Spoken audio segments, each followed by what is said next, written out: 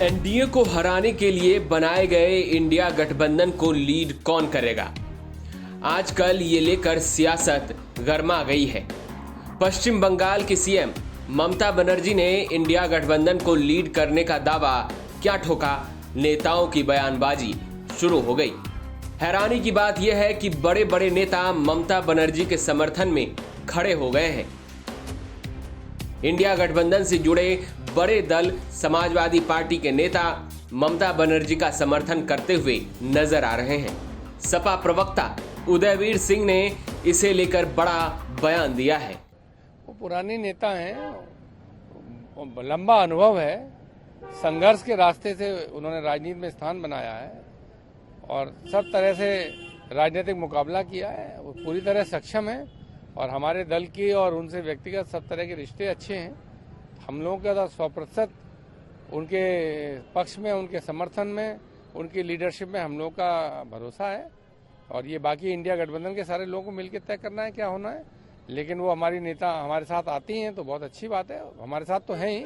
India गठबंधन को भी अगर फॉर्मली ज्वाइन करती हैं या लीड करने की कोई फैसला, कोई बातचीत सारे इंडिया गठबंधन के घटक लोगों के में होती है तो हमारा तो सहयोग ही रहेगा। हमको ममता जी से क्या समस्या हो सकती है। वहीं दूसरी तरफ समाजवादी पार्टी के नेता राम गोपाल यादव ने तो कांग्रेस नेता राहुल गांधी पर तीखा हमला कर दिया।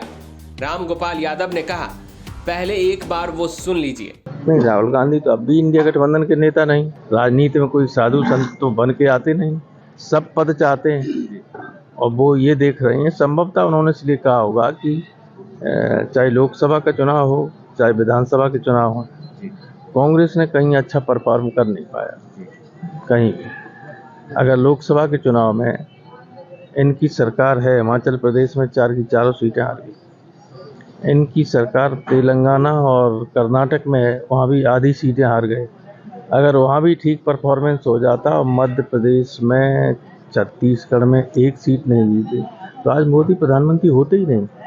तो संभवतः ये लोगों में चर्चा रहती है कि हो सकता है कि नेतृत्व में परिवर्तन किया जाए, लेकिन मैं इसमें पचड़े में पड़ता नहीं। इंडिया गठबंधन है, ठीक है और रहना चाहिए। बिना गठबंधन के इन तिकड़मी लोगों को हराया नहीं जा सकता। उधर एनसीपी नेता शरद पवार और शिवसेना यूबीडी के नेता आदित्य ठाकरे भी ममता के समर्थन में नजर आए।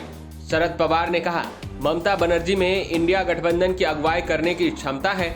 उन्होंने अभी तक काफी आक्रामक रवैया अपनाया है और कई लोगों को पहचान दी है। उन्हें ऐसा कहने का अधिकार है।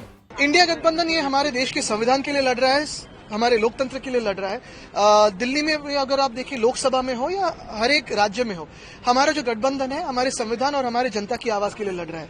ममता दीदी तो हमारे बहुत करीबी है, उत्कृष्ट नेता भी है। वैसे ही केजरीवाल साहब अभी चुनाव में दिल्ली में उतरेंगे, तो ये सारे लोगों में बातचीत हो। तेजस्वी यादव ममता को लेकर गोलमोल लेकिन पॉजिटिव बयान देते हुए नजर आए। लोगों को मिलजुल के फैसला लेना है और जो सबकी राय बनेगी उसमें हम लोगों को किसी के नाम पे कोई अभी विचार नहीं किया है, लेकिन जब ये निर्णय होगा, सब लोग बैठेंगे तभी हो सकता है।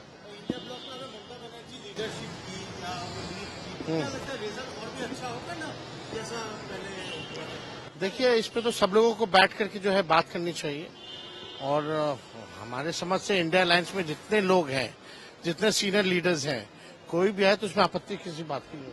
पूर्व राज्यपाल सत्यपाल मलिक भी ममता बनर्जी के दावे का पुरजोर समर्थन करते हुए नजर आए। सत्यपाल मलिक ने सोशल मीडिया प्लेटफॉर्म एक्स पर लिखा, आज के समय में इंडिया गठबंधन के लिए सबसे मजबूत नेता कोई है तो ममता बनर्जी है। अगर इंडिया गठबंधन के सभी दल ममता बनर्जी को अपने नेता के रूप में आगे आने दें तो यकीनन इंडिया गठबंधन सफल होगा। इंडिया गठबंधन के लिए सबसे अच्छे नेता ममता बनर्जी और उद्धव ठाकरे जी हैं। कांग्रेस का कहना है कि ममता बनर्जी बड़ी नेता है, लेकिन वो राष्ट्रीय स्तर की नेता नहीं है।